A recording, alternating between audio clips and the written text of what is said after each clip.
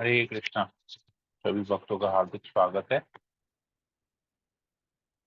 जैसे कि हम सब जानते हैं, कार्तिक मास है और कार्तिक मास में हम जो भी भक्ति करते हैं, भक्ति में कार्य करते हैं, उसका हमको अन्य मास के कंपैरिजन में, तुलना में 1000 10,000 गुना ज्यादा बेनिफिट मिलता है। तो हम लोगों ने इस कार्तिक मास के शुभ अवसर पर श्रीमद् भागवतम का दशम स्कंद, जिसमें भगवान श्री कृष्ण की लीलाएं हैं, भगवान अपने भक्तों के साथ कैसी लीलाएं करते हैं, क्यों करते हैं, किस प्रकार करते हैं, उसका हम अध्ययन कर रहे हैं, पठन कर रहे हैं, श्रवण कर रहे हैं। उसमें जो जो शिक्षाएं हैं उसको ग्रहण कर रहे हैं, ताकि हम अपने भक्तिमय जीवन में आगे प्रगति कर सकें और जो भी त्रुटियां हमसे हो रही हैं भक्तिमय जीवन में, उसको सुधार सके और अंत में भगवान के कमल चरणों का आश्रय हम ले सकें। इसीलिए ये सारा प्रयास है। तो इसके लिए सबसे सही मास ये कार्तिक मास है। ऐसे तो भक्ति में कार्य जो भी करे वो उस पर वो विफल नहीं जाता है, परंतु उसका सबसे ज्यादा लाभ, मतलब एक कुछ करेंगे उसका 10,000 गुना ज्यादा बेनिफिट इस कार्तिक मास में मिलता है। तो हम लोगों ने कल पूतना लीला, किस प्रकार भगवान ने पूतना का वध किया, उस अध्याय को श्रीमद् भागवतम के दशम स्कंद के 6वें अध्याय का को पढ़ना हमने प्रारंभ किया। तो किस प्रकार पूतना एक बहुत सुंदर स्त्री का रूप धारण करके गोकुल में प्रवेश करती है और नंद महाराज के घर में भी प्रवेश करती है और कृष्ण को, जो कि एक छोटे से बालक के रूप में थे वहां पर, उसको देखती है। उसको देखकर ही समझ जाती है कि ये साधारण बालक नहीं है, ये स्वयं भगवान है जो असुरों का वध करने के लिए यहाँ पर आए। और जैसे ही कृष्ण पूतना को देखते हैं, वो तुरंत अपनी आंखें बंद कर लेते हैं। तो यहां तक हमने कल पढ़ा। तो आज और अब आगे पढ़ेंगे इसमें, और इसमें बहुत सारी शिक्षाएं आज हमको मिलेंगी। उस शिक्षाओं का हम अध्ययन करेंगे। तो आप लोग सब लोग बड़े ध्यान से सुनिएगा और देखिएगा कि हमको इसमें से कौन सी शिक्षा हमको अपने जीवन में अपनानी है। तो हम लोग प्रारंभ करते हैं। पहले मंगलाचरण कर लेते हैं। ओम अज्ञानतिमिरान्धस्य ज्ञानाञ्जनाशलाकया चक्षुरुन्मीलितं येन तस्मै श्रीगुरुवे नमः। नमो विष्णुपादाय कृष्णप्रेष्ठाभूतले श्रीमते भक्तिवेदांत स्वामिनिति नामिने नमस्ते सरस्वती देवे गौरवाणी प्रचारिणे निर्विशेष शून्यादि पाश्चात्य देशकारिणे हे कृष्ण करुणा सिंधु दीन बंधु जगतपते गोपेश गोपिका कांत राधा कांत नमस्ते तप्त कांचन गौरांगी राधे वृंदावनेश्वरी वृषभानुसुते देवी प्रणमामि हरि प्रिय वंशा कल्पतरुभ्यश्च कृपा सिन्धुभ्येव च पतितानां पावनेभ्यो वैष्णवेभ्यो नमो नमः। जय श्री कृष्ण चैतन्य प्रभु नित्यानंद श्री अद्वैत गदाधर शिवासादि गौर भक्तवृंदा। हरे कृष्णा कृष्णा कृष्णा हरे हरे, हरे राम राम राम हरे हरे। मंगलाचरण की जय। ओम नमो भगवते वासुदेवाय। ओम नमो भगवते वासुदेवाय। ओम नमो भगवते वासुदेवाय। श्रीमद् भागवतम दशम स्कंद अध्याय 6 श्लोक नंबर 8। 8, 9, 10 हम लोग ये 3 श्लोक पढ़ेंगे और एक ही बार में फिर इसके ऊपर चर्चा करेंगे। 8 नंबर श्लोक हमने कल पढ़ा था, दोबारा से एक बार पढ़ लेते हैं। विबुध्यतां बालकमारिकाग्रहं चरा चरात्मा सन्निमीलितेक्षण अनन्तमारोपयदङ्कमन्तकं यथोरगं सुप्तमबुद्धिरज्जुदी। बिस्तर पर लेटे सर्वव्यापी परमात्मा कृष्ण ने समझ लिया कि छोटे बालकों को मारने में पटु यह डायन पूतना मुझे मारने आई है। अतएव उन्होंने अपनी आंखें बंद कर ली, मानो उससे डर गए हों।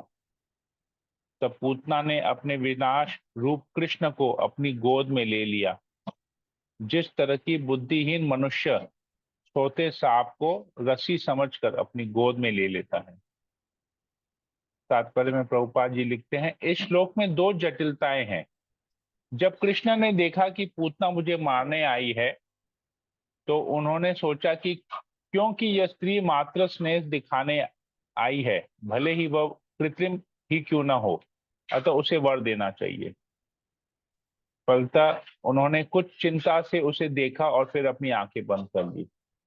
पूतना राक्षसी भी कपाई थी। वह इतनी बुद्धिमान न थी जो समझ पाती कि वह सोते सर्प को अपनी गोद में ले रही है। उसने सर्प को सामान्य रस्सी समझा। अंतगम तथा अनंतम, ये दोनों शब्द परस्पर विरोधी हैं। बुद्धिमान न होने के कारण पूतना ने सोचा कि वह अपने अंतकम अर्थात काल को मार सकती है, किंतु अनंत होने से इस बालक को कोई नहीं मार सकता था। श्लोक नंबर 9। तां तीक्ष्ण चित्तम अतिवाम चेष्टितम वीक्षायन्तरा कोश परिच्छदा शिवत् वर स्त्रियं तत्प्रभया च धार्षिते निरीक्ष्यमाणे जनानि हि अतिष्ठताम्। पूतना राक्षसी का हृदय कठोर एवं क्रूर था, किंतु ऊपर से वह अत्यंत स्नेहमयी माता सदृश लग रही थी। वह मुलायम म्यान के भीतर तेज तलवार जैसी थी। यद्यपि यशोदा तथा रोहिणी ने उसे कमरे के भीतर देखा, किंतु उसके सौंदर्य से अभिभूत होने के कारण उन्होंने उसे रोका नहीं, अपितु वे मौन रह गईं, क्योंकि वह बच्चे के साथ मातृवत व्यवहार कर रही थी। प्रभुपाद जी लिखते हैं, यद्यपि पूतना बाहरी स्त्री थी और साक्षात भयानक काली काल थी, क्योंकि उसके हृदय में बालक को मार डालने का संकल्प था, किंतु जब वह आई और उसने बालक को अपनी गोद में ले लिया, तो बालक की माताएं उसके सौंदर्य पर इतनी मुग्ध हो गई कि उन्होंने उसे ऐसा करने से रोका भी नहीं। कभी कभी सुंदर स्त्री अत्यंत घातक होती है, क्योंकि लोग उसकी बाह्य सुंदरता पर मोहित होकर माया मोहित यह नहीं समझ पाते कि उसके मन के में आखिर है क्या। जो लोग बहिरंगा शक्ति के सौंदर्य द्वारा मुग्ध हो जाते हैं, वे माया मोहित कहलाते हैं। यहाँ पर रोहिणी तथा यशोदा दोनों माताएं बाह्य शक्ति से मुक्त अर्थात माया मोहित न थी, अपितु भगवान की लीला के विकास हेतु योग माया द्वारा वे मुक्त कर दी गई। योग माया का कार्य ही है ऐसा माया मोह। अगला श्लोक, श्लोक नंबर 10। तस्मिन् स्तनं दुर्जरा वीर्यम् उल्बणम् घोराङ्कमदाय शिशोर्ददावथ गादं करभ्यं भगवान् प्रपीड्य तत् प्राणै समन्रोष समन्वितो पिबत। तो भगवान ने गुस्से में, रोष में पिबत पी लिया। क्या पिया? प्राण समम रोष समन्वितो पिबत।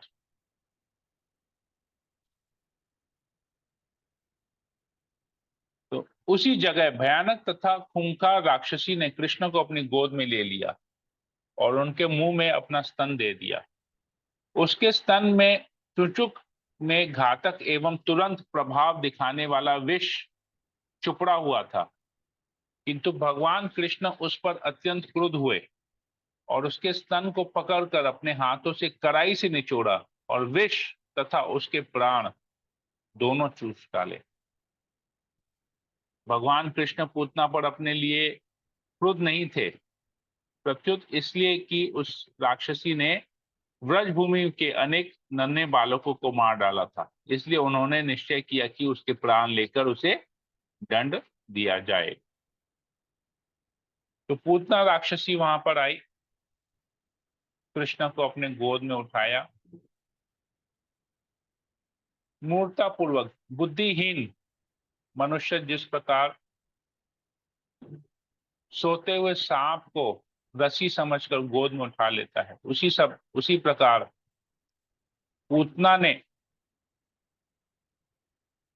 अपने अंत को गोद में उठा लिया। रोहिणी और यशोदा माई ने ऐसा उसे करते हुए देखा,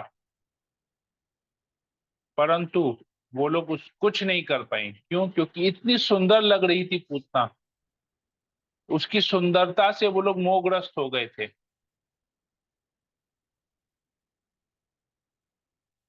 और उसे ऐसा करने दिया।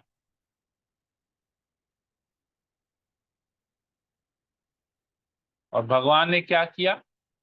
आंखें बंद की।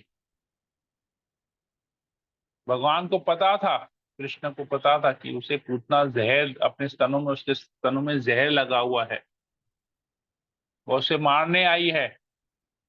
तो कृष्ण ने आंखें बंद की, पूतना को ऐसा करने दिया।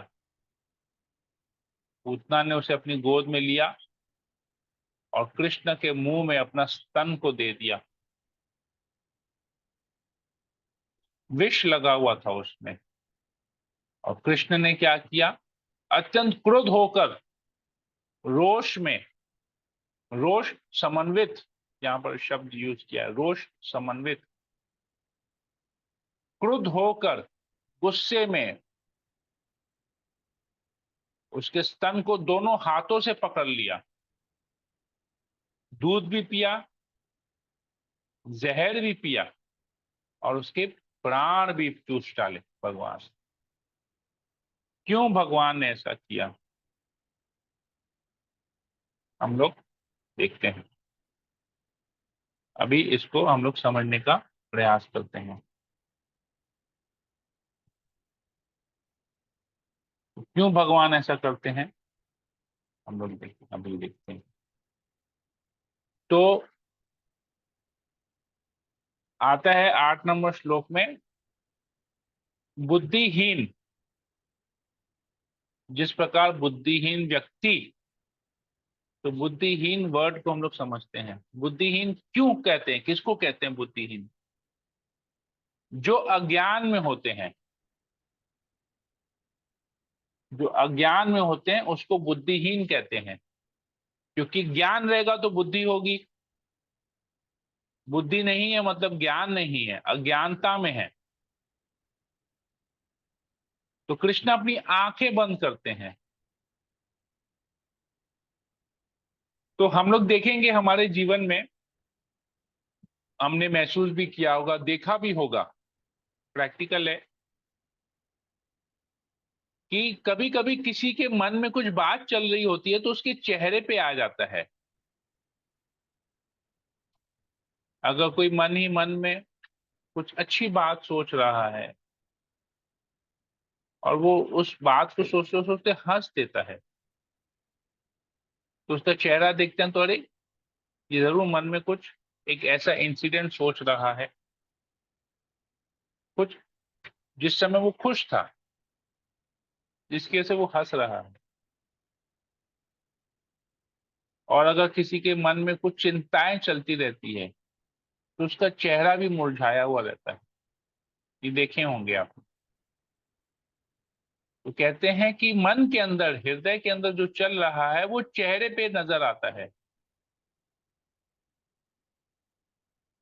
और इसी प्रकार चेहरे का जो सबसे इंपॉर्टेंट पार्ट है वो है आंख। तो आंखों से भी चेहरे का जो नक्शा है वो आंखों से आ जाता है।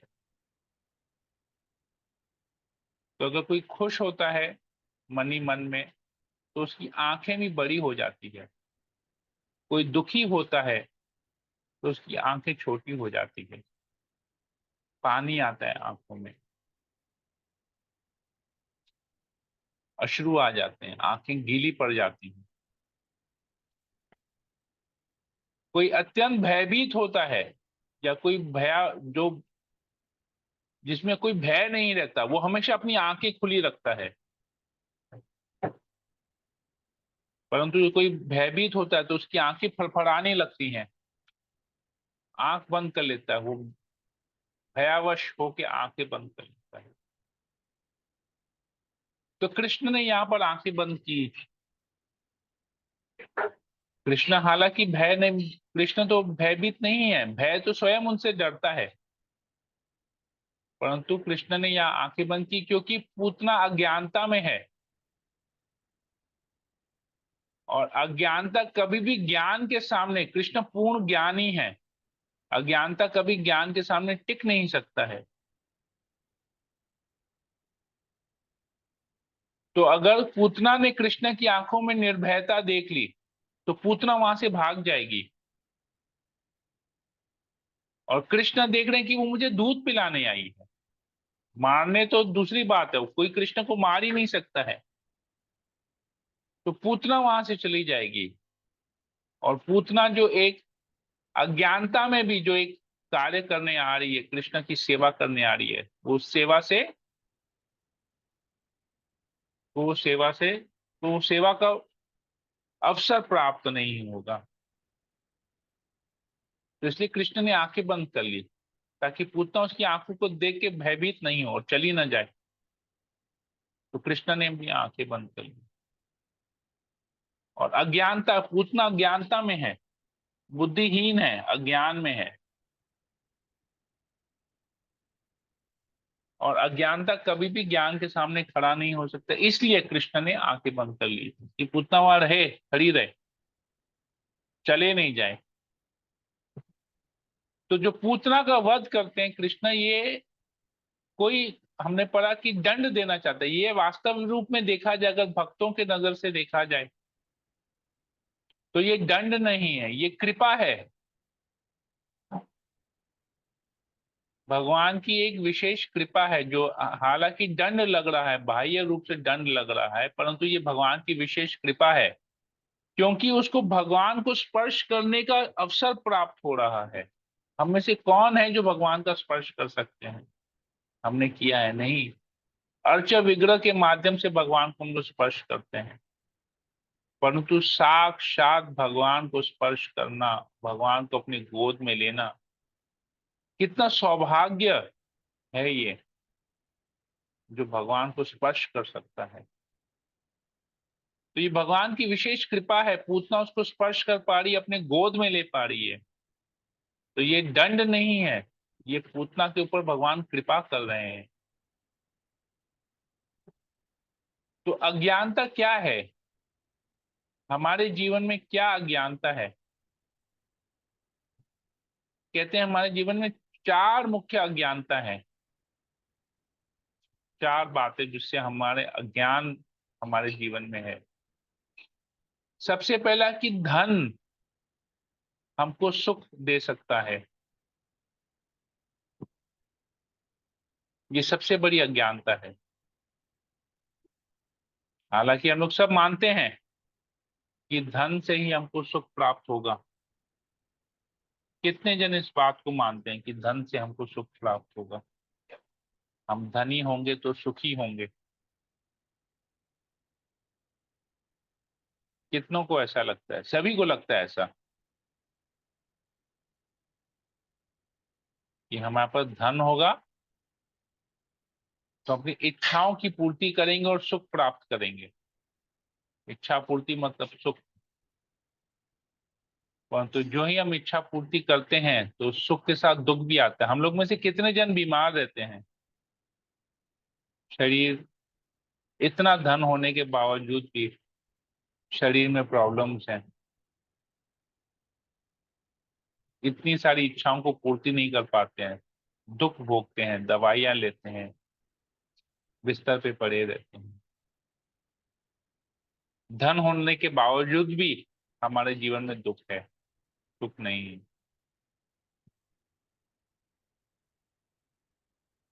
धन खर्चा करके अपने लिए कुछ सुख सुविधाएं लेते हैं, जैसे एक बहुत अच्छा कोई मोबाइल फोन खरीदता है, अब वो मोबाइल फोन टूट जाता है, खराब हो जाता है, तो कुछ क्षण के लिए दुख होता है कि नहीं है? होता है कि नहीं होता है? तो ये सबसे बड़ा ज्ञान है कि धन से ही हमको सुख मिल सकता है, सबसे बड़ी अज्ञानता। दूसरी अज्ञानता क्या है कि टेक्नोलॉजी, हम लोग जो ये टेक्नोलॉजी यूज करते हैं अभी, इससे समाज का कल्याण होगा।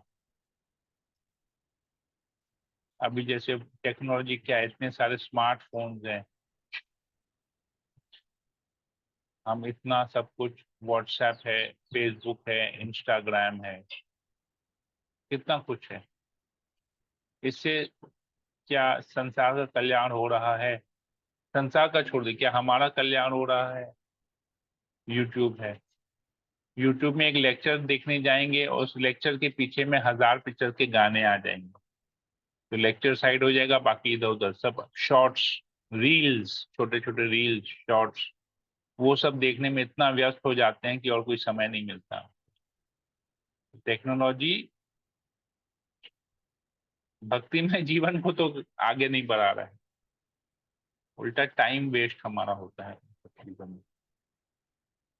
तीसरी अज्ञानता क्या है कि शस्त्र, वेपन्स अगर हमारे पास हो, जैसे हमारे यहाँ पर हर एक देश सोचता है कि मेरे पास इस प्रकार के फाइटर प्लेन्स होने चाहिए, इस प्रकार के लड़ाकू विमान, लड़ाकू जहाज, इस प्रकार का वेपन्स होना चाहिए, एडवांस्ड मिसाइल्स होने चाहिए, तो हमारा देश सुरक्षित है। परंतु देश फिर भी बर्बाद होते हैं युद्ध में, कितने लोगों की जानें जाती हैं, कितना नुकसान होता है। तो ये भी बहुत बड़ी अज्ञानता है। और चौथी अज्ञानता की धरती माँ हमें, ये जो धरती है, ये जो भूमि है, इस भूमि से जो हमको प्राप्त कर मिल हो रहा है, जो नेचुरल रिसोर्सेज हैं, उसका कभी अंत नहीं होगा। जैसे तेल कभी खत्म नहीं होगा, मिनरल्स जो है कभी खत्म नहीं होंगे, परंतु अंत में ये सब होगा। ये जो पौधे हैं, पेड़ हैं, ये इनका कभी ना, जितना चाहिए फल ले लो, जितना चाहिए जमीन को सींचो, जितना चाहिए उसमें से फसल उपजाओ, फसल करो, खेती करो, नहीं, अनलिमिटेड नहीं है। कभी ना कभी इसको, अगर हम इसको एक्सप्लॉइट करेंगे इस प्रकार, तो ये अल्टीमेटली धरती भी रिएक्ट करेगी और हमको चीजें देना बंद कर देगी। तो किसी भी प्रकार की जो विज्ञान में जो प्रगति हम देख रहे हैं, ये हमको परमानेंट सुख, स्थायी सुख नहीं दे सकता है। अगर हमको परमानेंट सुख चाहिए तो हमको आध्यात्मिक ज्ञान लेना पड़ेगा, तभी हम चीजों को यथारूप में देख पाएंगे। तो भक्ति करनी होगी, तभी हम अपने जीवन में आनंद की प्राप्ति कर सकेंगे। बाकी ये सब चीज बेकार है, ये अज्ञानता है। तो ये अज्ञानता ही, इस अज्ञानता के कारण कि धन हमको सुख दे सकता है, हम भक्ति नहीं करते हैं। हम दूसरी चीजों में समय व्यतीत करते हैं। खुद के लिए साल में कितना कपड़ा लेते हैं, कितनी चीजें खरीदते हैं, कितनी ज्वेलरी लेते हैं, मैचिंग ड्रेसेस लेते हैं। शादी का सीजन आया नहीं तो पता चल गया यहाँ जाना है वहां जाना है, अरे सगाई में जाना है ऐसा ड्रेस पहनना है, शादी में रिसेप्शन में जाना है ऐसा ड्रेस पहनना है, मेहंदी पार्टी में जाना है ऐसा ड्रेस पहनना है, लेडीज संगीत में जाना है ऐसा ड्रेस पहनना है। परंतु जितने ड्रेसेस हम लोग अपने लिए, जितने कपड़े लेते हैं, जितने पैंट शर्ट लेते हैं, जितने जीन्स लेते हैं, जितने कोट लेते हैं, जितने सूट्स लेते हैं, क्या भगवान के लिए उतने वस्त्र खरीदते हैं हम कि चलो अभी दिवाली है भगवान को ये वस्त्र पहना, अभी कार्तिक है ये वस्त्र पहनाना है, अभी सलील विहार है ये वस्त्र पहनाना है, अभी चंदन यात्रा है ये वस्त्र पहनाना है, अभी नरसिंह चतुर्दशी है ये वस्त्र पहनाना है, चंदन यात्रा है ये वस्त्र पहनाना है भगवान को प्रतिदिन। सोचते हैं? नहीं सोचते। ये अज्ञानता है हमारी। ये अज्ञानता पूतना ने दिखाया, ये अज्ञानता हम भी देख देख कर रहे हैं कि कृष्ण को छोड़ के बाकी चीजों को अपने जीवन में अपना रहे हैं, ये सोच के कि कृष्ण तो एक साधारण बालक है, जिस प्रकार पूछना नहीं होता, साधारण बालक। हम भी कृष्ण को एक साधारण समझ के माया को अपने वश में करने का प्रयास कर रहे हैं, स्वामी बनने का प्रयास कर रहे हैं। संभव नहीं है। पूतना, पूतना नाम का अर्थ क्या है? पूतन अपि नैति इति पूतना। पूतन मतलब इनोसेंट,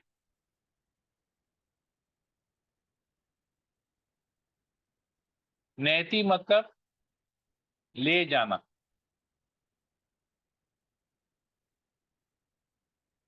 तो पूतना का अर्थ है जो इस प्रकार के इनोसेंट। इनोसेंट को हिंदी में क्या कहेंगे,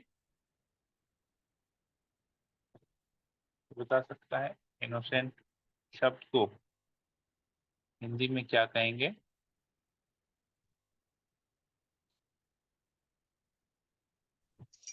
मासूम। हाँ, मासूम। मासूम। यस, हाँ। मासूम।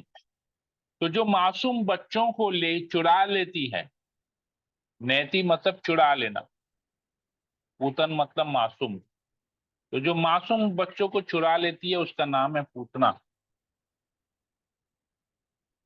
तो कृष्ण को उसकी शक्ल नहीं देखनी थी पूतना की, ये मासूम बच्चों को चुराती है। ये मैं ऐसे लोगों का, जो मासूम लोगों के ऊपर, मासूम बच्चों के ऊपर अत्याचार करते हैं, ऐसा क्रुद्ध चेहरा मैं नहीं देखना चाहता, इसलिए कृष्ण ने अपनी आंखें बंद कर दी। हमारे आचार्यगण कहते हैं कि कृष्ण किस लिए आते हैं? भगवत गीता के अनुसार कृष्ण कहते हैं धर्म संस्थापनार्थाय, मैं धर्म की स्थापना, पुनः स्थापना करने के लिए आता हूँ, इस पृथ्वी पे अवतरित होता हूँ असुरों का विनाश करने के लिए, भक्तों का रक्षा करने के लिए, भक्तों का संरक्षण करने के लिए, असुरों का विनाश करने के लिए और धर्म की पुनः स्थापना करने के लिए मैं आता हूँ। परित्राणाय साधूनां विनाशाय च दुष्कृतां धर्म संस्थापनार्थाय संभवामि युगे युगे।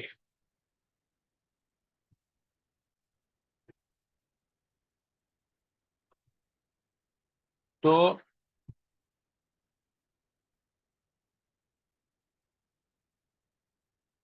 भक्तों के बीच में पूतना क्या थी? एक राक्षसी थी जो व्रज मंडल में, व्रज भूमि में घुस गई थी।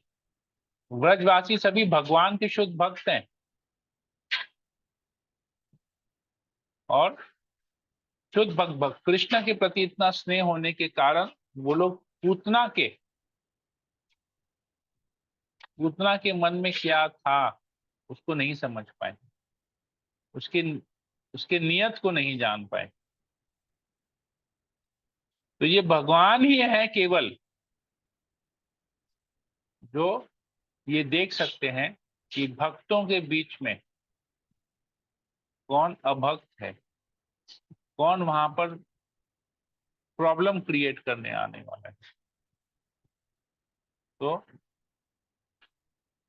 उसको मुझे कैसे खत्म करना है, कैसे रोकना है उसे, भगवान जानते हैं। भगवान धर्म की स्थापना करने आए हैं। तो स्त्री को मारना क्या धर्म है? बोलते मैं तो असुरों को मारने आया, पर सबसे पहला असुर जो है वो तो स्त्री आई है। तो स्त्री को कैसे मारूंगा? स्त्री को मारना, ब्राह्मणों को मारना, गौ हत्या करना, ये सब अधर्म है।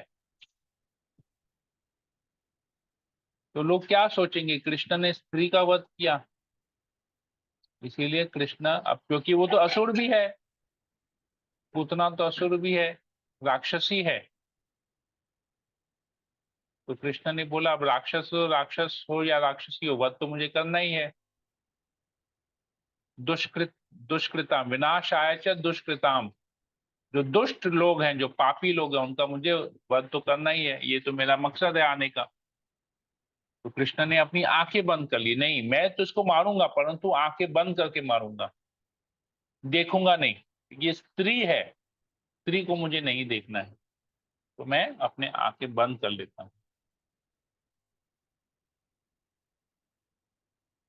और फिर कृष्ण आंखें बंद करके, आचार्य एक और कारण बताते हैं कृष्ण ने अपनी आंखें क्यों बंद की। कहते हैं कि जैसे ही भगवान ने आंखें बंद की तो वो स्कैन करने लगे पूतना के कार्यों के बारे में। भगवान तो परमात्मा है, सबके कार्य के बारे में जानते हैं, सबके हृदय में रहते हैं, अंतर्यामी है। तो स्कैन करने लगे कि पूतना ठीक है, राक्षसी है, कोई दिक्कत नहीं है, पर स्त्री है, मुझे उसका उद्धार करना है, मुझे दूध पिलाने आई है, तो बदले में कुछ तो उसको देना पड़ेगा। तो देखते हैं, चलो उसने क्या पुण्य किया है जिससे मैं उसको कृपा कर सकूं। कृपा करने का मार्ग सोच रहे थे कि कृपा कैसे करूंगा, देखूं उसने क्या ऐसा कार्य किया है। तो स्कैन करने लगे उसके पूरे कर्मों को। देखा उसने कुछ कर्म ऐसा अच्छा नहीं किया कि मैं उसे कृपा कर सकूं। उसके पिछले जन्म में गए, उसके और पूर्व जन्म में गए, ऐसे जाते गए, देखते गए। फिर भगवान ने देखा, अरे ये पिछले जन्म में तो मैं जब वामन अवतार में आया था, तो ये तो बलि महाराज की बहन थी, और इसने हृदय में ही सोचा था कि आह, इतना सुंदर बालक, काश मैं इसको स्तनपान करा सकती थी जब वामन के अवतार में आए थे, इतना सुंदर बालक। लेकिन तब जब उसने बलि महाराज को दंड दिया, तो वो क्रुद्ध हो गई और बोली नहीं, मैं इसका अंत करूंगी।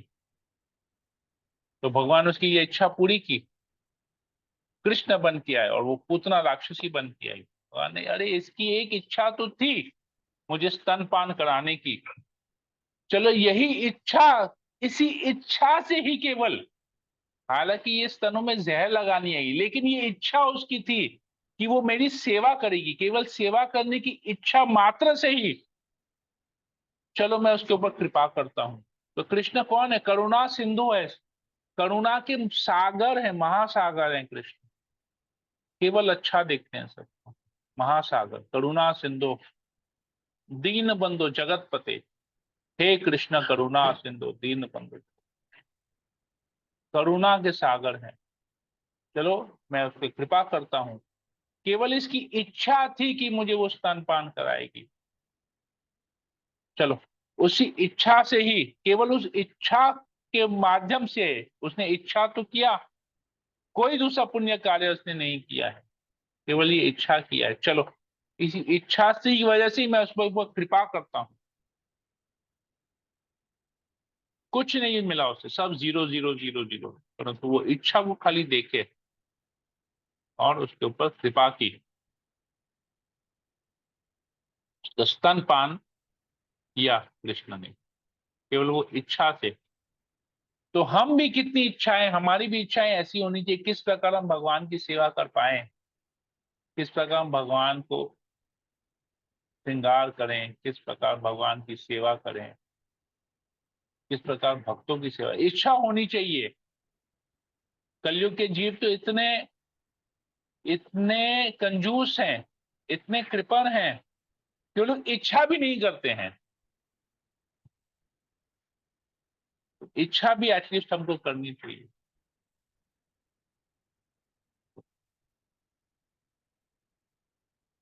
तो और फिर एक और आज कारण बताते हैं आंख बंद करने का। कृष्ण ने अपनी आंखें क्यों बंद की? कृष्ण कौन है? भावग्राही है। भावग्राही जनार्दन कृष्ण को कहते हैं। तो वो उस भाव को देखते हैं कि जिस भाव से उनके ऊपर कुछ अर्पित, उनको क्या अर्पित किया जाता है। भगवान गीता में कहते हैं पत्रम पुष्पम फलम तोयम यो में भक्त्या प्रयच्छति। तो जो भक्ति से अगर मुझे कुछ ऑफर करता है तभी मैं उसको ग्रहण करता हूं। पत्रम पुष्पम फलम तोयम यो में भक्त्या प्रयच्छति। जो भक्ति से मुझे कुछ ऑफर करता है तो अस्नामि प्रयत आत्मना, मैं उसको ग्रहण करता हूं। ऐसा नहीं है कि कृष्ण के सामने खाली जाके ऐसे प्लेट रख दिए। जैसे अगर हम किसी के घर में जाएंगे, आके हमारे सामने पानी का ग्लास रख दिया, ड्राई फ्रूट का प्लेट रख दिया, बिस्किट्स रख दिया, फ्रूट रख दिया और चले गया, तो क्या हम खाएंगे? हम अरे कितना बदतमीज है, मन ही मन में सोचेंगे। भीख दे रहा है क्या मुझे? क्यों खाएंगे? जरूरत ही नहीं है ऐसे खाने का। लेकिन वही उसके घर में जाएंगे अगर वो हमको बहुत आदर से, सम्मान से हमको बिठाता है, हमसे पूछता है तो जी माता जी आप क्या लेंगे? अच्छा पानी ले लीजिए, अच्छा बिस्किट खा लीजिए, बाहर से आए पहले बिस्किट खा लीजिए, 2 बिस्किट ले लीजिए, पानी लीजिए, आपके लिए क्या बनाए, आप क्या खाना पसंद करेंगे? अच्छा जूस बना देते हैं, अच्छा ये थोड़ा सा फल है, फल खाने में कोई नुकसान नहीं है, भगवान को भोग लगाया हुआ प्रसाद है। इस प्रकार अगर कोई कहता है तो हम तुरंत, तो हम उसको ना नहीं कर पाएंगे, मना नहीं कर पाएंगे, हम ले लेंगे, एक्सेप्ट कर लेंगे। क्यों? क्योंकि वो बहुत विनम्र है, बड़े प्रेम से हमको दे रहा है। हालांकि वो फ्रूट की हमको जरूरत नहीं है, हमारे पास खाने पीने की कमी नहीं है, भगवान की कृपा से सब कुछ है। परंतु हम क्या करते हैं, उसके भाव को लेते हैं कि वो बड़े प्यार से हमको दे रहा है, तो खाना है, नहीं भी जगह हो पेट में फिर भी थोड़ा कुछ ले लेंगे उससे। तो हम जब सामने वाले को, मूड को देख के हम चीजें ग्रहण करते हैं। तो कृष्णा तो भावग्राही है। वो, उनको किस चीज की जरूरत है? वो तो जगत के स्वामी है, सब कुछ तो उन्हीं का ही है। परंतु कृष्ण कहते हैं मैं उसके भाव को देखता हूं, अगर वो भक्ति है तो मैं उसको ग्रहण करता हूँ। कृष्ण हमारे भाव को ग्रहण करते हैं, हमारी चीजों को ग्रहण नहीं करते। जिस भाव से हम उसको भोग लगाते हैं, भगवान को अर्पण करते हैं, उस भाव को कृष्ण लेते हैं। और पूतना का भाव क्या था?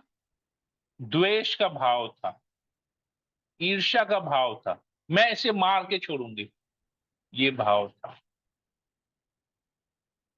पूतना का। तो कृष्ण ने इस ईर्ष्या भाव को देखा, तो ईर्ष्या है, तो इसलिए कृष्ण ने बोले मैं इस ऐसे भाव को मैं नहीं देखता जिसमें, जिस भाव में, जिस कार्य में ईर्ष्या का भाव हो, जिस कार्य में द्वेष हो, ऐसे कार्य को, ऐसे भाव को मैं नहीं देखना चाहता, ऐसे कार्य को मैं नहीं देखना चाहता।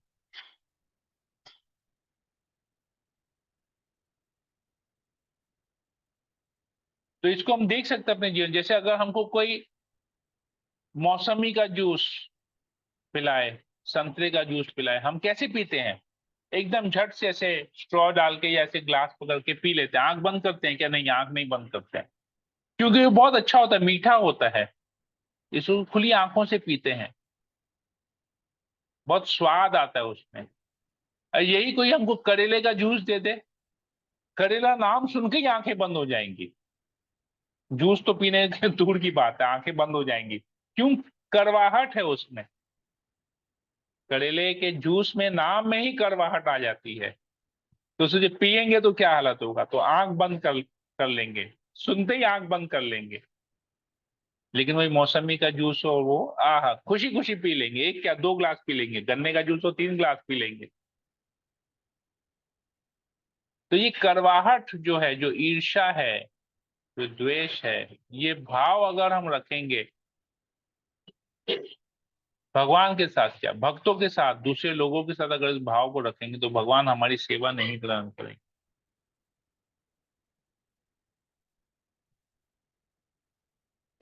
क्यों? कृष्ण उस सेवा में कड़वाहट देखेंगे, कृष्ण आंखें बंद कर लेंगे। और कृष्ण ने अगर आंखें मूंद ली हमारी तरफ से तो सोचिए हमारा क्या हालत होने वाला है। तो कृष्ण ने ही हमको त्याग दिया तो कौन इस दुनिया में हमको अपनाएगा? कोई नहीं अपनाएगा। और कृष्ण ने आंखें बंद कर ली तो कृष्ण की कृपा दृष्टि कैसे मिलेगी हमको? संभव नहीं है। इसलिए जब हम हरे कृष्ण महामंत्र जप करते हैं तो वो प्रार्थना होनी चाहिए भगवान के प्रति कि हमको अपनी सेवा में लगाइए, विनम्र भाव होना चाहिए। और सेवा मिले तो सेवा करनी भी चाहिए, ऐसा नहीं केवल जप किए लेकिन सेवा जब करने का समय आया तो मुझे क्यों लगा रहे, उसको सेवा में लगाई, मैं बहुत बिजी हूँ, उसको सेवा में लगाई, मैं बहुत बिजी हूँ, मेरे पास समय नहीं। ये बहुत इंपॉर्टेंट पॉइंट यहाँ पर आता है। हरे कृष्णा। काफी समय हो गया है, कथा तो और भी है, तो कंटिन्यू करें कि यहीं पर कथा को विराम दे, कल फिर और आगे करें?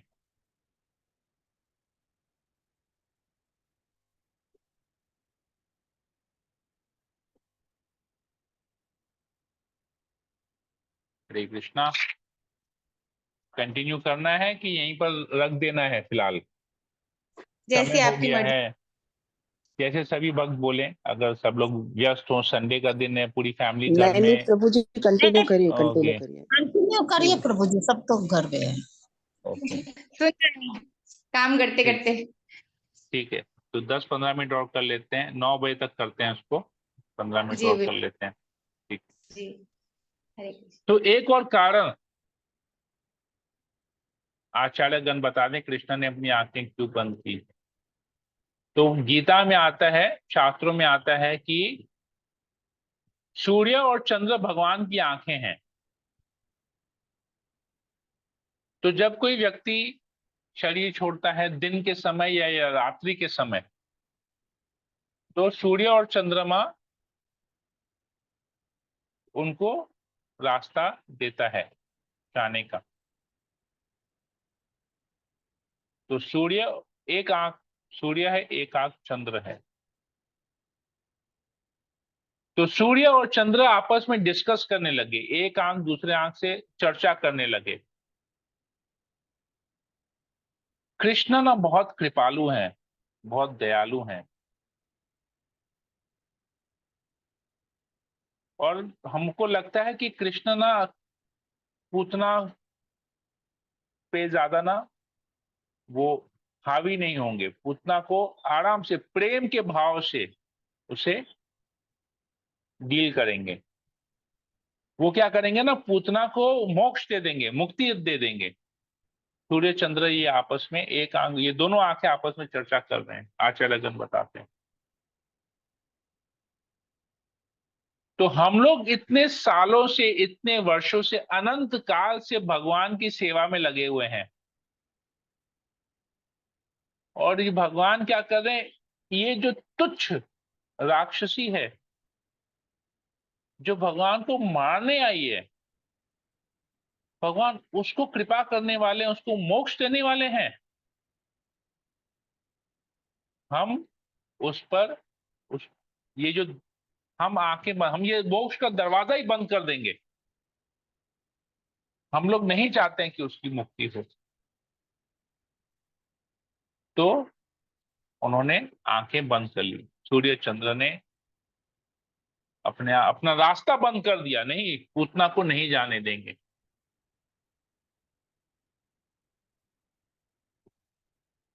तो सूर्य चंद्र ने इस प्रकार सोचा कि भगवान ना, कृष्ण जो है ना हमारे ऊपर निर्भर है, हम अगर उसको रास्ता नहीं देंगे तो वो उसके ऊपर कृपा नहीं कर सकेंगे, उसको मोक्ष नहीं प्राप्त कर सकेंगे।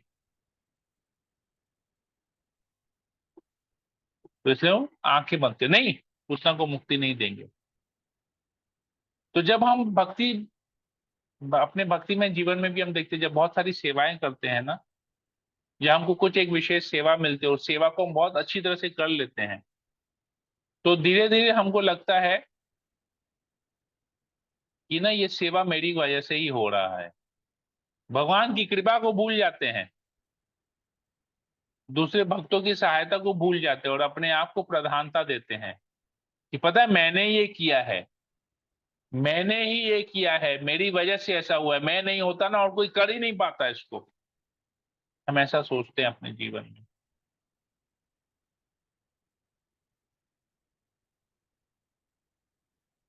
ये ऐसा होता है।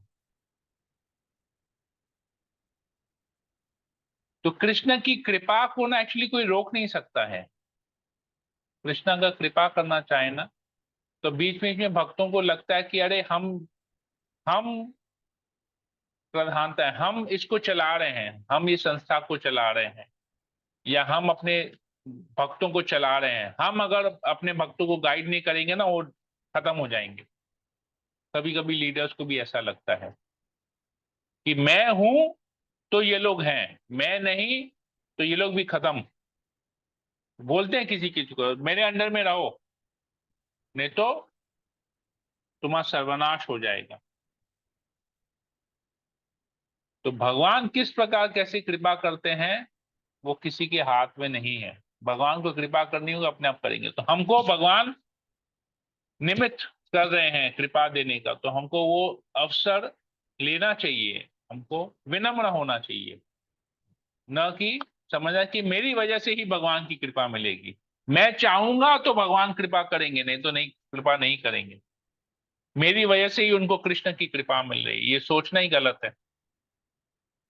कृष्ण हमको अवसर दे रहे हैं कि उसको कृपा करो, नहीं तो और भी बहुत सारे भक्त हैं जिसके माध्यम से कृष्ण कृपा कर सकते हैं।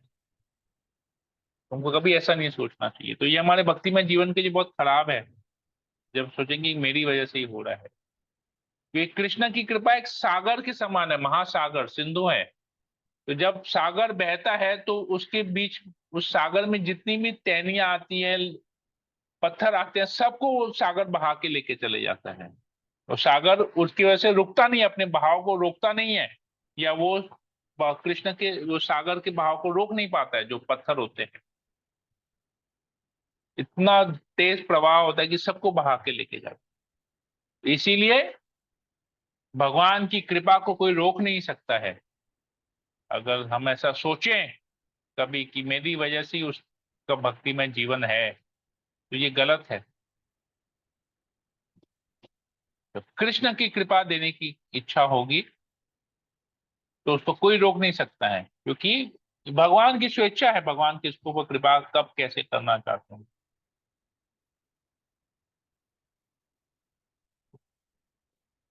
एक और बताते हैं, जब भगवान क्रुद्ध हो गए, रोष समन्वतम आता है, रोष समन्वितो पीबत। तो रोष, रोष मतलब गुस्से से, गुस्सा आता है तमोगुण से। और क्रोध कौन करता है, हम जानते हैं कि शिव जी क्रोध करते हैं, और क्रोध में तांडव करते हैं, और तांडव से इस धरती का विनाश हो जाता है, तांडव से। तो कृष्ण कहते हैं मैं तो आया व्रजवासी में, व्रज भूमि में, ब्रजवासियों के बीच में उनका दूध पीने के लिए। और क्या मुझे मिल रहा है, जहर मिल रहा है मुझे पीने के लिए। अरे जहर पीना मेरा काम नहीं है, मेरा काम है दूध पीना। जहर पीना तो शिव जी का काम है। समुद्र मंथन में भी उन्हीं को इनवाइट किया था जहर पीने के लिए। तो वो आंख बंद करके शिव जी का ध्यान करने लगा। अरे शिव जी आओ, आपके लिए सेवा है, आप आके जहर पियो, मैं तो दूध पीऊंगा, आप आके जहर पियो।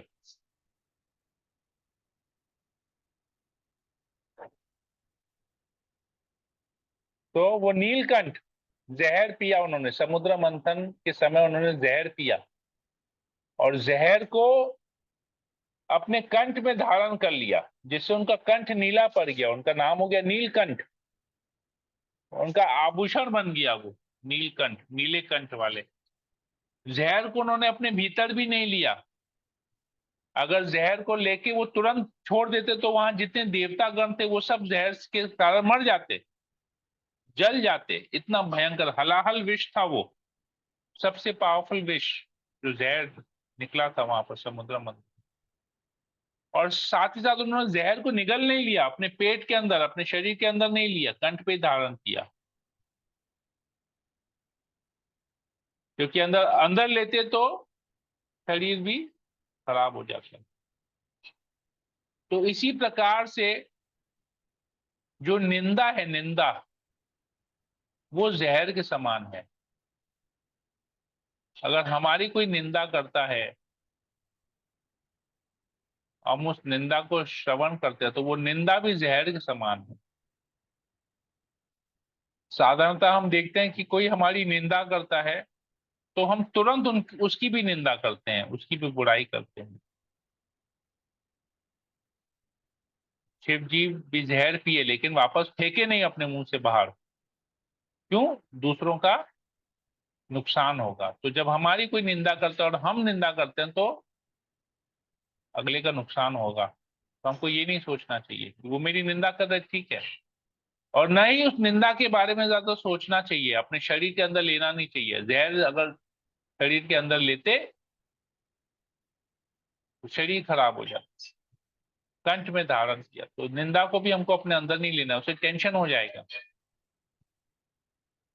और टेंशन से बीमारियां होंगी, भक्ति जीवन अफेक्ट होगा हमारा। तो हमको भी शिव जी के समान उसको कंठ में धारण कर लेना चाहिए। न निंदा को रिएक्ट करना चाहिए, न निंदा को अपने ऊपर हावी होना चाहिए। तो ये जो निंदा है, ये जो विष है, तो कहते हैं 5 प्रकार के विष हैं हमारे जीवन में। सबसे पहला विष क्या है? इंग्लिश वाला विष नहीं, कि इच्छा नहीं, जहर। देवताओं की पूजा करना किसी भौतिक लाभ के लिए। जब हम किसी भौतिक लाभ के लिए देवी देवता की पूजा करते हैं तो ये जहर के समान है, क्योंकि उससे हमको फायदा कुछ नहीं हो। ये बिजनेस है, बिजनेस। इससे प्रेम उत्पन्न नहीं होगा, भक्ति उत्पन्न नहीं होगी, इससे बिजनेस होगा। और अगर उस इच्छा वो पूरी नहीं हुई, हमारी भौतिक इच्छा, तो उससे द्वेष हो जाएगा।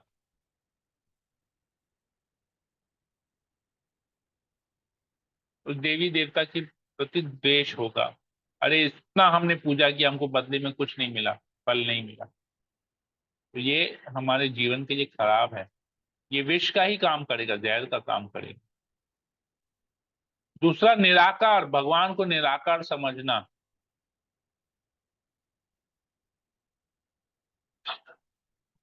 और अपने आप को भगवान समझना कि हम भी उसमें विलीन हो जाएंगे, एक भाव हो जाएंगे। तो ये भी जहर के समान है। नास्तिकतावाद, नास्तिकतावाद भी जहर के समान है। दिखावा, भक्ति जीवन में दिखावट करना, जो भक्ति में कार्य में दिखावा करना, दिखा कुछ और रहे हैं, मन में कुछ और चल रहा है, ये भी जहर के समान है। कि हम किसको दिखाने का प्रयास कर रहे हैं? परमात्मा को। वो तो हमारे इंद्रिय में सब कुछ देख रहे हैं, बाहर से कुछ और अंदर से कुछ और, सब देख रहे हैं। और अंतिम और सबसे जघन्य है वैष्णव अपराध, वैष्णवों के चरणों में अपराध करना, उनकी निंदा करना। तो ये 5 प्रकार के विषय है, जिसको हमारे अगर जीवन में आ गए तो हमारा जीवन खत्म हो जाएगा। तो कृष्ण ने ये सब हम पढ़ते हैं, कृष्ण ने आंखें क्यों बंद की, कृष्ण ने स्तनपान किया, दूध भी पिया, जहर भी पिया और प्राण भी पी लिए। हरे कृष्णा। तो 8, 9 और 10 नंबर श्लोक में आज पठन किया, अध्ययन किया और उसके पीछे कुछ विशेष शिक्षाओं को समझा। 11 नंबर श्लोक से हम कल फिर आगे चर्चा करेंगे। हरे कृष्णा। तो किसी वक्त कोई प्रश्न हो, कुछ कमेंट हो तो यहाँ बोल सकते हैं। विनीत मंडल प्रभु, बोलिए प्रभु। हरे कृष्णा। विनीत मंडल प्रभु बोलिए, कुछ बोलना था, आप आवाज नहीं आ रहा है आपका।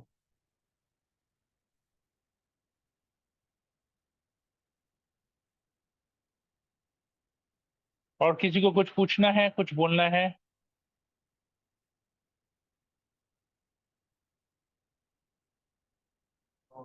क्लियर है प्रभु। एकदम क्लियर है प्रभु जी, सब तो अच्छी तरह से बता दिए, एक एक मतलब कैसे आंख बंद करने के लिए सब बता दिए, बहुत अच्छा समझ में आ गया। ओके, ठीक है। विनीत प्रभु,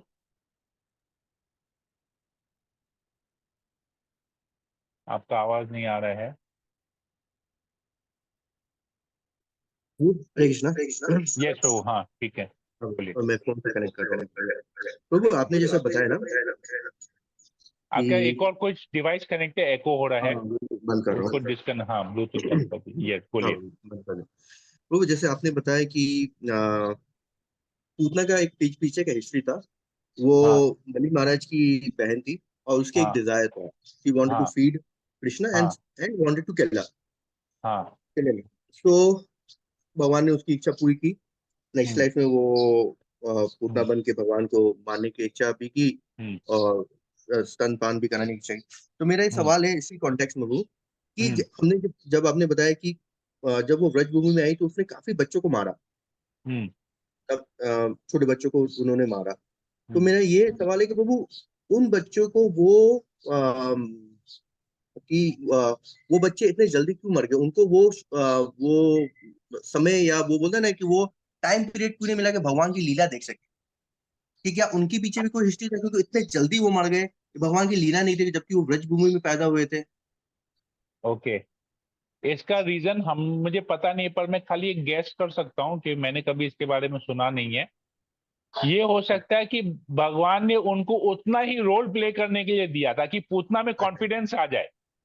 जैसे अच्छा। अच्छा अच्छा प्लेयर क्या होता है, जैसे मुझे याद है, हम लोग जब स्नूकर खेलता था ना, स्नूकर खेलता था या पूल खेलता था ना, तो मैं अपने अच्छे प्लेयर के साथ खेलता था ना, तो वो मुझे ना हैंडीकैप देता था, 49 पॉइंट्स एडवांस में दे देता था, लो तुम 49 पॉइंट्स लो ताकि तुमको खेलने की इच्छा हो मेरे साथ। या जैसे मुझे पता है जब मेरी बेटी चेस खेलती थी, तो चेस में जब वो किसी हायर नेशनल रैंकिंग प्लेयर के साथ खेलती थी, तो उसे ना 2 मूव का हैंडीकैप मिलता था। भाई पहले तुम 2 चाल चलो, फिर मैं 1 चाल चलूंगा, तो उसको हैंडीकैप मिलता था ऐसे। तो कृष्ण तो भगवान है, तो पूतना में कॉन्फिडेंस आए और वो कृष्ण तक पहुंच पाए, इसलिए हो सकता है कृष्ण ने कुछ ऐसे वहां पर रख दिया। हालांकि किसी को कोई मार नहीं सकता है, राखे कृष्ण मारे कृष्ण राखे के। तो हो सकता है ये एक रीजन हो सकता है कि कृष्ण ने पूतना को कॉन्फिडेंस देने के लिए, अब पूतना को क्या आदेश मिला था कंस ने, जाओ पिछले 15 दिन में जितने भी बालकों ने जन्म लिया है जाके सबका वध करो। अगर कोई नहीं मिलता, अगर एक भी बालक वहां नहीं मिलता, तो वो क्या इधर घुस सकती थी? तो उसने देखा, हाँ अरे इसका भी वध हुआ है, चलो आराम से इसको उठा लेती हूँ, इसका भी जन्म हुआ है, आराम से उठा लेती हूँ, इस घर में एक जन्म हुआ, आराम से उठा लेती हूँ। तो एक एक कार्य करते करते कॉन्फिडेंस आ गया उसमें। तो वो इसलिए देखिए इतना कॉन्फिडेंटली वो नंद महाराज के घर में भी घुस गई। समझ में आया हाँ, प्रभु। विनीत प्रभु? यस तो प्रभु। ये कृष्ण का प्लान है, जस्ट अ प्लान कि अज्ञान में है ना वो, चलो उसको थोड़ा सा लालच दे देते हैं, चलो ठीक है आओ, ये तो नहीं आती वो, ठीक है। प्रभु एक हरे और सवाल है। यस बोलिए। वो जैसे पूतना को भगवान की कृपा दृष्टि मिली। हाँ जैसे मैंने भी सुना है कि बिकम वो उनको माँ का दर्जा मिला हाँ तो बाबू जैसे हम पढ़ते हैं कि जो प्रीवियस आचार्य वो बोलते हैं until unless your heart is pure you won't हाँ get the pure भक्ति। हाँ अभी भी हम कर रहे हैं, प्रैक्टिस कर रहे हैं। हाँ तो मेरा क्वेश्चन ये है कि बाबू तो फिर उसे वो क्यों मिल गया जब when her intention was to kill him हाँ actually कृष्णा। हाँ मतलब कि in a way she wanted to give kind of एक है ना कि भगवान के प्रति उसका ये था ईर्ष्या था, द्वेष था, ईर्ष्या था, हाँ मारने का, ईर्ष्या था। एनमिटी था, हाँ एनमिटी तो था। हाँ तो और वही हमारे प्रीवियस आचार्य बोले जब तक आपकी हार्ट आपकी जो शुद्धि नहीं होगी पूरी तब तक आपको भक्ति नहीं मिलेगा। आपका हाँ एक प्रोसेस है, आप ये पहले प्रैक्टिस होगा, फिर हाँ एक और स्टेज आएगा जहां पर आप हाँ आप हाँ, जो भी लेवल्स, अलग अलग लेवल है हाँ डिवोशन का। थर्ड लेवल पे हाँ आपको you will get the pure love and भक्ति। हाँ तो हाँ कृष्णा को भगवान ने क्या बहुत ज्यादा मतलब because she was a lady भगवान ने वो कृपा कर दिया और सम हाँ। Other reason also. देखिए, उसका फर्स्ट इंटेंशन क्या था जब वो बलि महाराज की बहन थी, देखते ही इतना आकृष्ट हो गई वामन देव के प्रति कि तुरंत उसके मन में पहला ही ख्याल है, आह इतना सुंदर बालक, काश मैं इसको स्तनपान करा सकती, काश ये मेरा पुत्र होता।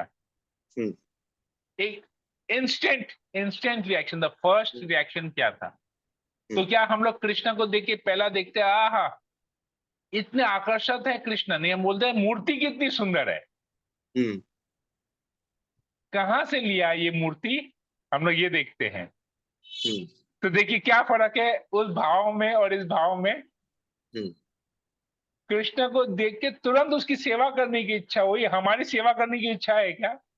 नहीं नहीं। तो सेवा करने का जो मूड, हम लोग कृष्ण के विग्रह को पत्थर के रूप में देखते हैं, कृष्ण के रूप में नहीं देखते हैं। हम लोग विग्रह की तारीफ करते हैं लेकिन सेवा करने की इच्छा नहीं आती है।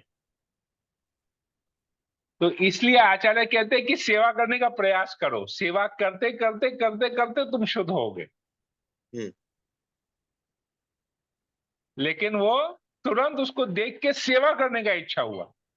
तो हम्म हमको उस लेवल पे तो आना है कि देखते ही हमको सेवा करने की इच्छा हो, मतलब बाय नेचर हमारा तो जीवेर स्वरूप हो कृष्णेर नित्य दास, चैतन्य महाप्रभु क्या कहते हैं, हम्म सेवक है ना हम भगवान के, लेकिन अभी वो भाव नहीं आया सेवा करने का। तो बाय नेचुरल वे में जब हमको सेवा करने का, कृष्ण का सेवा करने का भाव आएगा नेचुरल वे में, हालांकि अभी नहीं, अभी जबरदस्ती सेवा करवाना पड़ रहा है, जबरदस्ती लोगों को बोल रहे जप करो।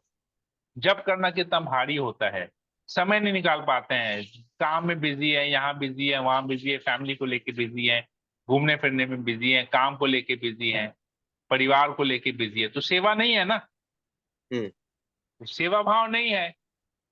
तो अभी मजबूरी में कर रहे हैं, समय निकाल के सेवा करना पड़ रहा है अपने रूटीन से।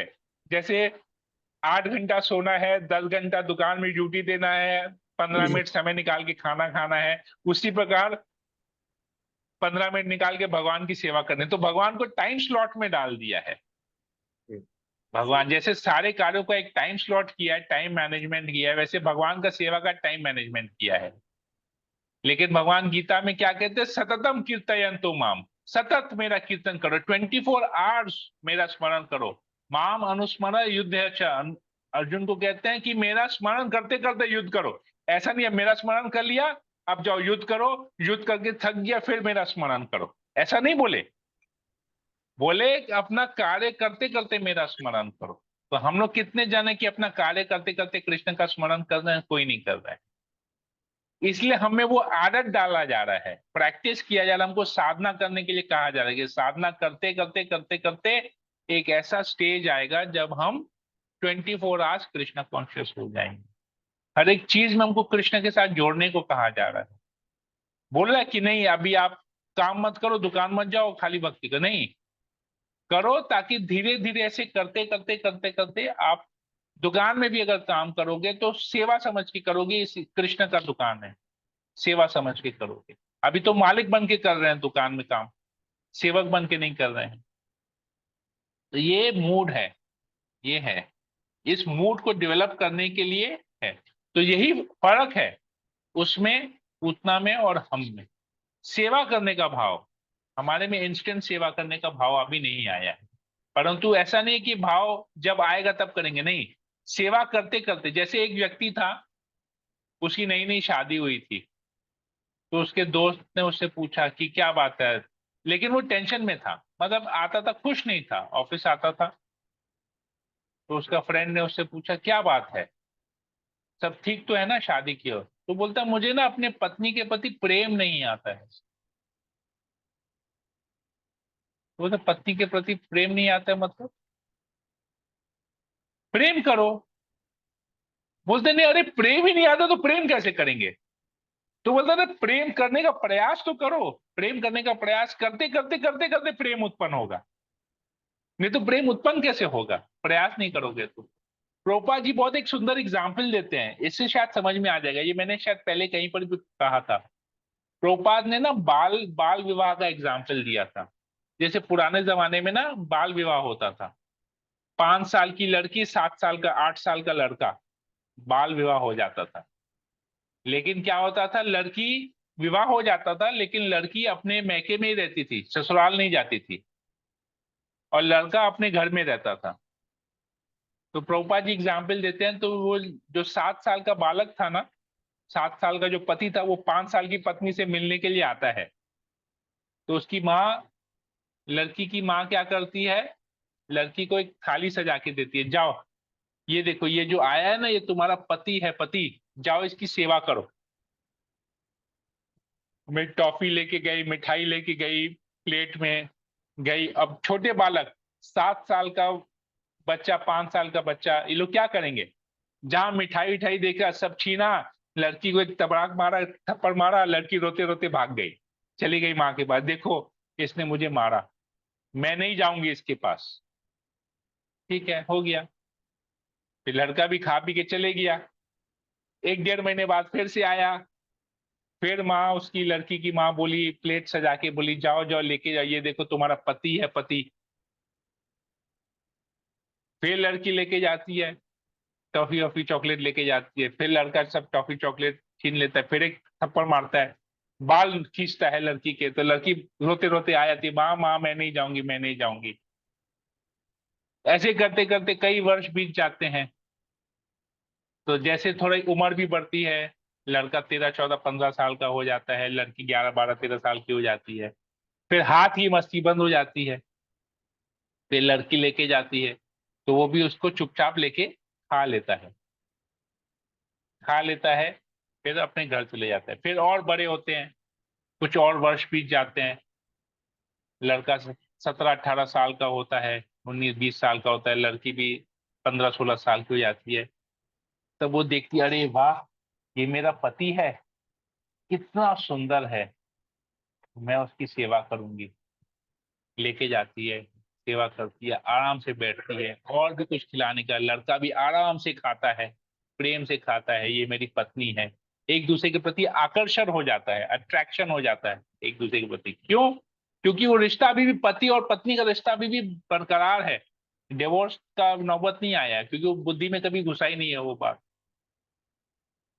फिर ऐसे करते, नेचुरल नेचुरल लव, फिर वो इंतजार करती है, अरे आज तो मेरे, कल रात को ही सोचेगी, कल तो मेरे पति आ रहे हैं, मुझे उसकी ऐसी सेवा करनी है, ऐसा खिलाना है, ऐसा खिलाना है, ऐसा जगह को साफ सफाई करना है, ऐसा फूल सजा के मुझे रखने हैं, ऐसा उसको आसन देना है बैठने के लिए। तो अब क्या हुआ, नेचुरल हो गया वो सेवा का भाव, पति के प्रति सेवा का भाव नेचुरल हो गया। तो करते करते क्या होता है, जब दोनों बड़े हो जाते हैं, एक दूसरे के प्रति प्रेम आ जाता है, नेचुरल अट्रैक्शन हो जाता है, तो लड़की अपने ससुराल चली जाती है, पति के घर चली जाती है। तो कृष्ण हमारे पति हैं, और हम उस छोटे से 5 साल के लड़की के समान हैं। हमको प्रॉब्लम आ रहा है, हम भक्ति जीवन कर रहे हैं ना, साधना कर रहे हैं, हमारे जीवन में प्रॉब्लम्स आ रहे हैं, ये प्रॉब्लम है, वो प्रॉब्लम उस पति के थप्पड़ की तरह है। कृष्ण तो एंजॉय कर रहे हैं, हमको थप्पड़ मार दिए प्रॉब्लम्स के माध्यम से। तो हम लोग क्या करते हैं, भक्ति करना बंद कर देते हैं। लेकिन गुरु के आश्रय में रहेंगे तो गुरु बोलेंगे नहीं, करो, भक्ति करो, साधना करो, 16 माला जप करो, 4 नियम पालन करो, ये तुम्हारा पति है, ये कृष्ण तुम्हारे स्वामी है, तुमको करना है इनके लिए। जिस प्रकार वो माँ बोलती है अपनी बेटी को, करना है करना है करना है, करो। जो भी हो, मार खाओ, कुछ भी करो, पर सेवा बंद मत करो। तो हमारे लिए गुरु भी हमको यही कहते हैं, सेवा बंद मत करो, साधना बंद मत करो, 16 माला जप करो, 4 नियम पालन करो। एक दिन ऐसा होगा कि तुमको एक नेचुरल प्रेम आएगा कृष्ण के प्रति, तब मुझे तुमको बोलने की जरूरत नहीं पड़ेगी। और तब जब वो नेचुरल प्रेम आएगा तुम कृष्ण के पास, जिस प्रकार वो पत्नी का नेचुरल प्रेम उत्पन्न हो गया, ससुराल अपने पति के पास चली गई, उसी प्रकार हम में भी वो शुद्ध भक्ति आ जाएगी, नेचुरल एक प्रेम आएगा, नेचुरल एक सेवा करने का भाव आ जाएगा, और हम भी भगवत धाम चले जाएंगे। राइट विनीत मंडल प्रभु? थैंक यू प्रभु जी। देखिए प्रभुपाद जी कितना परफेक्ट एग्जाम्पल देते हैं इस सब चीज को समझने के लिए। हरे कृष्णा। पूजा दरियाना ने गीतू, यस, बहुत देर से कुछ बोलने का प्रयास था, क्षमा चाहता हूँ। कोई बात हरे नहीं। कृष्ण। हरे प्रभु जी, यस। मुझे पूछना था कि जैसे पूतना के वध से पहले कितने बालकों का वध हो चुका था? पता नहीं, वो उसको कहीं लिखा हुआ नहीं है, तो हमको इसलिए ज्यादा वो सब चीज में ज्यादा ध्यान नहीं देते हैं, छोटी छोटी बातें हैं। मेन तो क्या शिक्षा है वो लेना जरूरी है, कि नहीं, क्यों भगवान कैसे कृपा कर रहे हैं। बच्चे आते हैं ट्यूशंस के, वो बहुत सारे सवाल पूछते हैं मुझसे, नाटक वगैरह करते हैं ना, तो उसमें बहुत कुछ पूछते हैं, तो हमको भी आंसर नहीं आता है उनका। एक्चुअली ये है कि किसी का वध नहीं किया, वो केवल बच्चों को छुड़ाती थी। अच्छा। तो किसी का वध किया ऐसा कहीं लिखा हुआ नहीं है, बच्चों को छुड़ाती थी, खाली वही था। अच्छा, ठीक है? कहाँ ले जाती थी फिर वो उनको? वो भगवान की कृपा है, वो भगवान बोला तुम करो, भगवान यही तो है कि और आगे पढ़ो। जैसे बोलते हैं मेलोडी इतनी चॉकलेटी क्यों है, मेलोडी खाओ खुद जान जाओ। तो मेलोडी खिला देते हैं ना, तभी पता चलता है। अगर हम ही सब कुछ बता देंगे तो बोले पढ़ो, तुम शास्त्र पढ़ो, भगवान की लीलाओं को पढ़ो, तुमको अपने आप पता चल जाएगा। तो इसी बहाने लीला पढ़ेंगे तो भगवान की लीलाओं में इतने आकर्षित हो जाएंगे कि ये सब बातें फिर भूल जाएंगे। तो ये मेलोडी की तरह है, चॉकलेट खिला दो, पढ़ो पढ़ो, तुम पढ़ो, हमको तो नहीं मिला, चलो तुम ही पढ़ के हमको बताओ।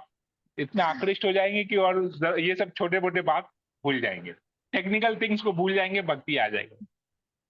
ठीक है? हरे कृष्णा। ओके, और किसी को कुछ पूछना है?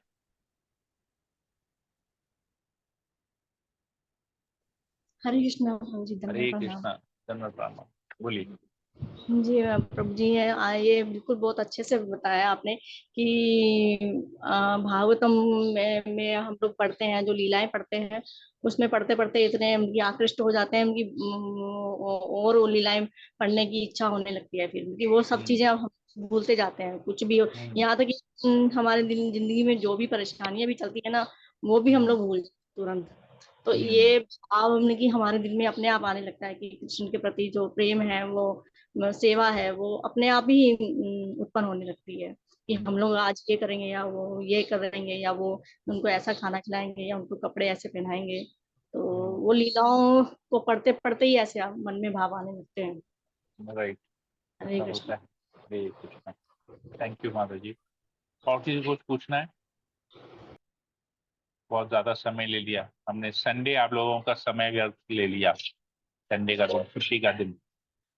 हरे कृष्णा।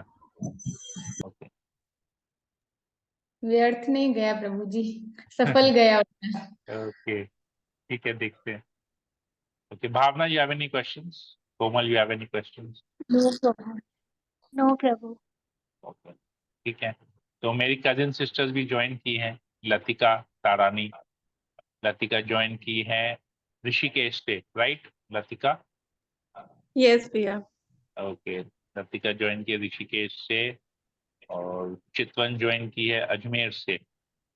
ओके, अच्छा, जोधपुर में आप लोगों को मिल गया जो भिजवाया था चितवन के हाथ से? Komal, you got it? Yes Yes. प्रभु, I got it, okay, thank you. Geetu, you also got it? ठीक है, हाँ जी जी। ठीक है। चलिए फिर हम सेशन को यहीं पर ही एंड करते हैं। आप सभी भक्तों का बहुत बहुत धन्यवाद जुड़े रहने के लिए।